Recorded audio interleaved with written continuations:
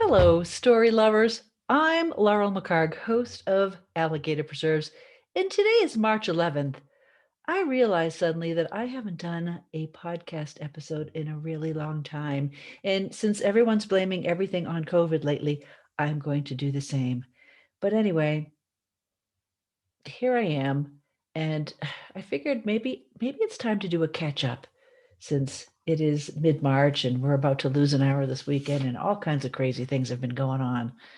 So I was writing in my journal the other day because I do that every once in a while. And again, I do that kind of like I do podcast episodes lately, a little bit sporadically. And I found this little 3x5 card that I had taken notes on over Christmas break while our sons were visiting, our sons Nick and Jake. And I wrote down some little notes because I thought maybe I would do a podcast episode then, and I never got around to it. But these are the notes that I wrote. January 3rd, Christmas ski and chill and puzzle. Skied 3 times and achy after. Uh, I got some Nordic skis, some cross country skis actually for Christmas, which was wonderful. And we went up to the Leadville to ski on the Mineral Belt Trail with our kids on Christmas Day, which was just a beautiful way to spend the day. Our kids didn't come home till the 23rd of December, and we were able to do our Christmas tree, our annual Christmas tree hunt on the 23rd. So we still have our Christmas, it's March 11th. We still have our Christmas tree up because it's fresh and it's beautiful and we just have the lights on it. And I don't know, there's just something about having a pretty tree in your house that makes me happy.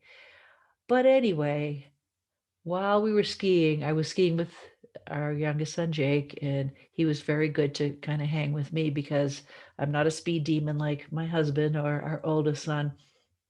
And I don't know how we got to talking about it, but we were talking about monks and the life of monks.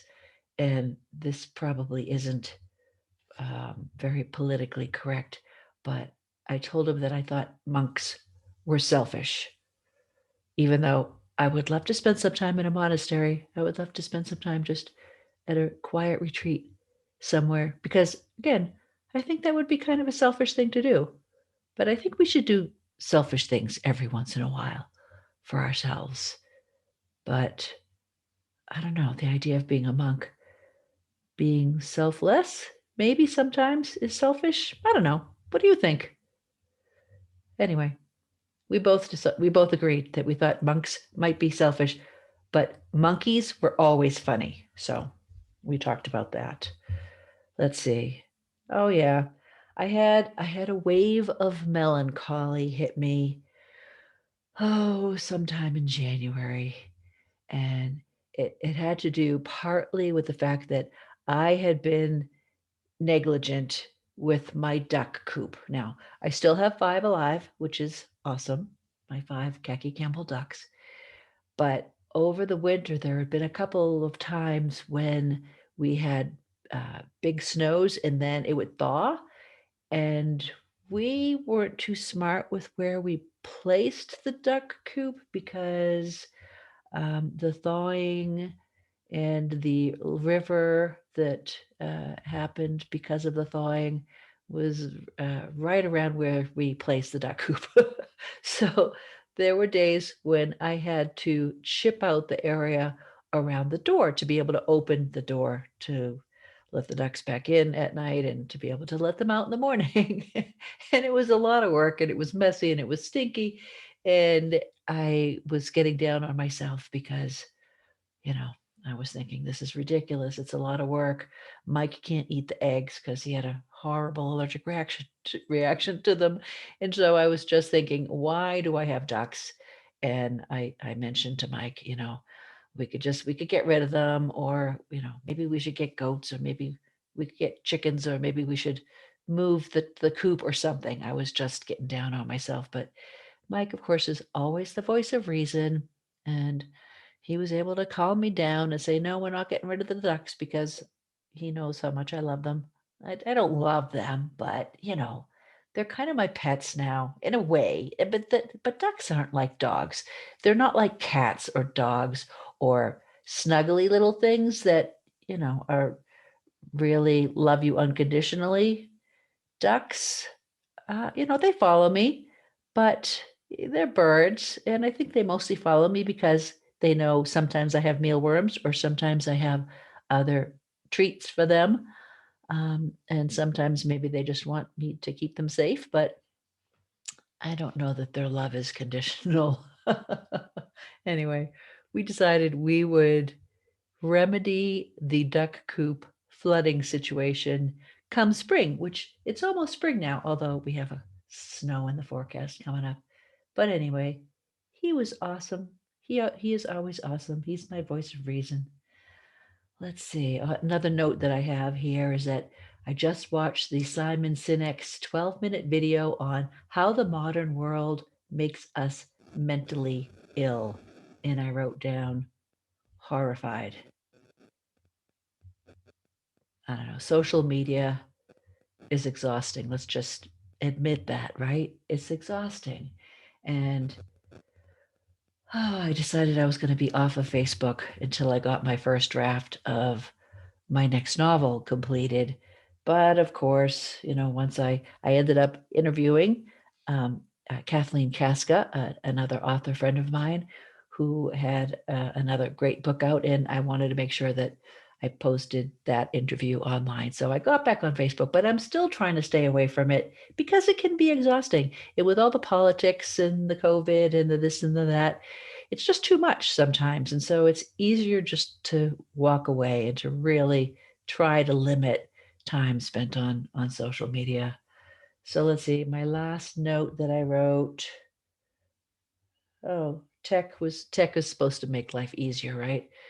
I remember thinking, you can find out a lot more information on the internet. You can do things faster, but because you can do things faster, because you can find out more easily, your phone has the world at your fingertips, which is crazy.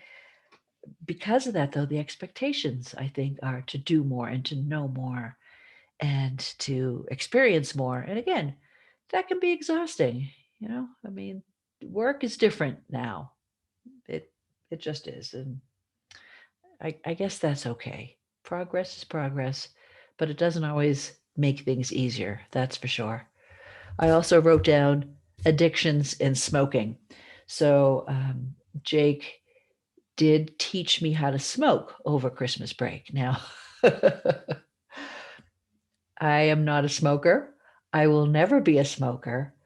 However, I didn't know how to, the first time I did it, I just sucked it, right into my lungs, which is horrible and burns and makes you cough and choke. And it's just nasty and terrible. But, he taught me how to, just kind of put it in your mouth first, let it cool down a bit before you then inhale and exhale. And although I don't like it, I never will like it, I could see how it could be addictive. And, for people with addictive personality traits, which I have an addictive personality issue with certain things, like chocolate. I love chocolate. Anyway, I could see how it would be addictive, but I'm not going to become a smoker. But I was appreciative of Jake teaching me how to smoke in case I ever have to, I don't know, um, become a spy or go someplace where I have to fit in and look like I know what I'm doing without looking ridiculous. So that happened. Anyway, all of a sudden, it's mid-March and I'm looking at my calendar. Now, every year, I think I've done this every year for decades, except for there was there were 1 or 2 years when I didn't have a paper calendar because it was probably right after I got my cell phone and I decided, "Oh, I can put things on my cell phone calendar and I don't have to have this paper one." But I love having paper calendars because it's so much easier to find things and to see when you did things and to mark certain occasions and again to be able to find them easily. So I go back to January and I have Jake here with an arrow. And then let's see, I have a little note about my mom's birthday, would have been January 2nd. Our son Nick turned 30 on January 6th, which happens to be Epiphany. He was my Epiphany baby. Let's see, I had an oil change. I turned 62. Nick went into the field. I had a dermatology appointment. We refinanced a mortgage because who wouldn't refinance a mortgage now with rates so low? It's ridiculous. More birthdays. I did an NYC Midnight Short Story competition where I wrote another crazy, kind of weird, dark short story, which will go into my Dark Ebb Grim Tales Book 2 book whenever I get that one together. I led a We Write session for Chaffey County Writers Exchange about segues and not the things that you ride, but the things that you write, transitions. Let's see, I got my teeth cleaned. Then we're in February. February 1st would have been my dad's birthday. Oh, let's see, what did I do? I had some walks. I bought a new iPhone because my old iPhone couldn't hold a charge more than about 20 minutes, and I was spending way more time charging my phone or trying to find places to charge it than I was doing anything else. Board meetings. I interviewed Kathleen Casca on the 18th of February. And again, she's an awesome author. You should check out her book. She's got a bunch of different books. And like me, she is a multi-genre author. And then remove items from our Leadville house. And then our ducks turned 9 months old. And now we're in March. And some exciting things. I got my first dose of the Pfizer vaccine on the 5th of March, which was pretty exciting. And that was the same day that we sold our Leadville house. And we lived in our Leadville house, which we called the Lead Ass Inn. My father named that the first time he came to visit us. And we spent 12 years there. And I have so many amazing memories there, good and bad, but mostly good. And I'll remember the good ones. But we finally sold our house to the lovely couple that was renting it for a while. And then my aunt Phyllis, my mother's youngest sister or only sister, turned 90 just a couple days ago, which is remarkable. And I call her, she calls me a couple times a week probably, and it's just so much fun talking with her. She's so with it and I don't know, reasonable and fun, and she doesn't complain, and she gives me hope for my future. Anyway, I'm looking at the rest of March and what's coming up. Let's see. I'll get my second Pfizer shot on the 26th, which is Mike's birthday. And then, hopefully by then it'll be mostly springtime and all the snow will be gone and we'll figure out the dealio with our duck coop issues. One of my ducks did break a wing, and that was sad. I was taking videos of them one evening before bedtime, and I removed a gate, and a couple of them climbed up 5 stairs, and then went onto the little wall, which is only about 4 feet high. It's not very high right before bedtime. And I coaxed them down back into the yard because it was time to put them in the coop. And one of them, the first one flew off and botched the landing, just did as they say, ass over tea kettle landing, rolled, which was funny to see. And I laughed, and here I am filming it. And then I filmed the next one, and she had a beautiful landing. But they both got up, and they both were fine, and marched off into the coop. And I thought nothing of it until a couple days later, when I saw that one of my ducks was kind of dragging a wing, her left wing, and I figured it was probably the one with the botched landing. And I wasn't about to take my duck to a doc. I just wasn't. And I read all about wings and how quickly they can heal, how fragile they are too, though.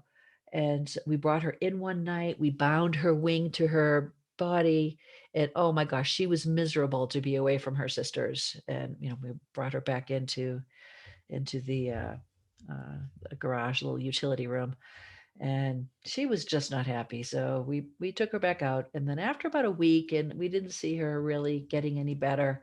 She could flap her right wing, but not her left one. I decided to take her to a veterinarian, and the vet was, oh, he was so good, so good. And even though I didn't want to, do certain things, like, he explored her wing at length, and I think he was just so curious that he ended up, x-raying it and giving her a steroid injection. Didn't charge me for either of those, which was remarkable. I think he saw the hesitation in my face when he said, "Let's take a picture." But it was good to know, and that she broke the top of her humerus off in that landing, and supposedly, she wasn't in pain. But so it makes me sad. She's going to be fine. Ducks don't have to fly, and she probably shouldn't, since she didn't do it very well that time. But she's still hanging out with her sisters, and doing fine. And I'm still getting an egg or two a day, even, they slow down over the winter with their laying. But pretty soon, I think I might be getting 4 or 5 a day. So it's been it's been an interesting season for sure. The world is starting to mm, become, I don't know, it'll never be normal again. And I firmly believe that the states that are saying, "Ooh, everything goes, everything's open, no masks," I think that's foolish. We're so close to having better herd immunity, more people vaccinated, just safer. I just hope that people are still smart out there. I'm still going to be wearing a mask when I'm with other people, still washing hands, still doing all those things. So, anyway, I just thought I would say hello to everybody. And I'm working on a new novel. It's going to be a science fiction romance set in the far future. It's taking me in very interesting places. I'm really enjoying it.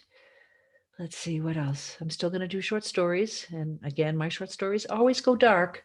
If you read my Dark Ebb Grim Tales Volume 1, you'll see. And again, I've written some short stories that, make my husband look at me askance. Like, where did that come from? And I don't know. I'm just going to say my muse takes me interesting places. Anyway, it's a lovely windy day out. I think the winds, I don't know if the winds will ever stop, but I hope you're all doing well. I hope you stay hopeful, take care of yourselves, um, respect others' space. Please wear masks in places where you should, and stay well. And I'll do my best to get back to a weekly schedule of doing some podcast episodes. And there are some more people out there I would like to interview. So until next time, again, behave, be well, be hopeful, and thanks for visiting. Bye.